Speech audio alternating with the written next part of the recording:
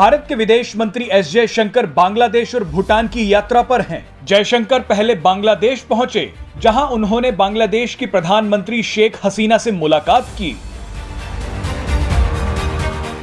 इस मुलाकात के दौरान बांग्लादेश की प्रधानमंत्री ने भारत को एक बड़ा ऑफर दे दिया। इस बड़े ऑफर से बांग्लादेश को तो फायदा होगा ही, लेकिन यह भारत के लिए और भी महत्वपूर्ण हो सकता है। बांग्लादेश ने भारत को अपने सबसे बड़े और रणनीतिक रूप से महत्वपूर्ण चिटगोंग पोर्ट का ज्यादा से ज्यादा इस्तेमाल करने की गुजारिश की है। शेख हसीना ने भारत के नॉर्थ ईस्ट राज्यों में कनेक्टिविटी को बढ़ाने के लिए भारत से चिटगोंग बंदरगाह का इस्तेमाल करने की पेशकश की है। शेख हसीना ने कहा कि यह दोनों देशों के लिए बेहद ही अहम है। बांग्लादेश की पीएम ने कहा कि भारत के असम और त्रिपुरा हमारे चिटगोंग बंदरगाह का इस्तेमाल कर सकते हैं। आपको जानकारी दे दें कि चिटगोंग बंदरगाह व्यापार के नजरिए से भारत के लिए काफी महत्वपूर्ण साबित हो सकता है। यह एक इंटरनेशनल ट्रेड रूट का अहम पोर्ट है।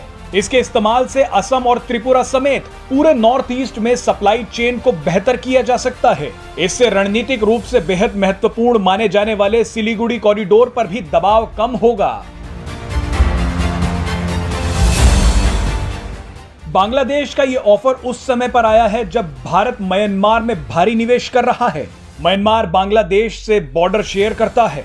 भारत नॉर्थ ईस्ट राज्यों से संपर्क को मजबूत करने के लिए चाहबार पोर्ट की तर्ज पर म्यांमार के सितवे पोर्ट को विकसित कर रहा है। भारत के लिए म्यांमार का सितवे पोर्ट चीन पर भी दबाव बनाने के लिए बेहद अहम है।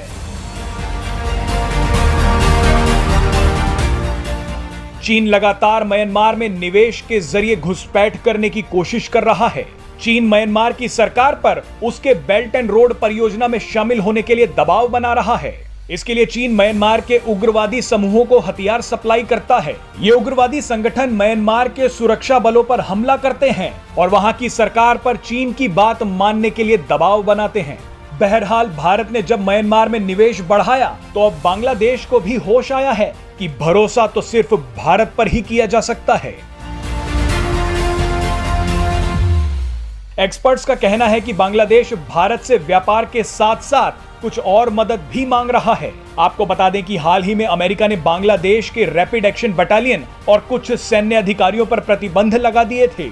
अमेरिका का कहना था कि बांग्लादेश रैपिड एक्शन बटालियन का इस्तेमाल गलत तरीके से करता है। अब बांग्लादेश चाहता है कि भारत अमेरिका से बात करे और ये प्रतिबंध हटवा दे। लेकिन इन सभी के बीच एक बात तो अब साबित हो गई है कि कोई किसी की सुने या ना सुने, लेकिन भारत की बात अब सुनी जाएगी।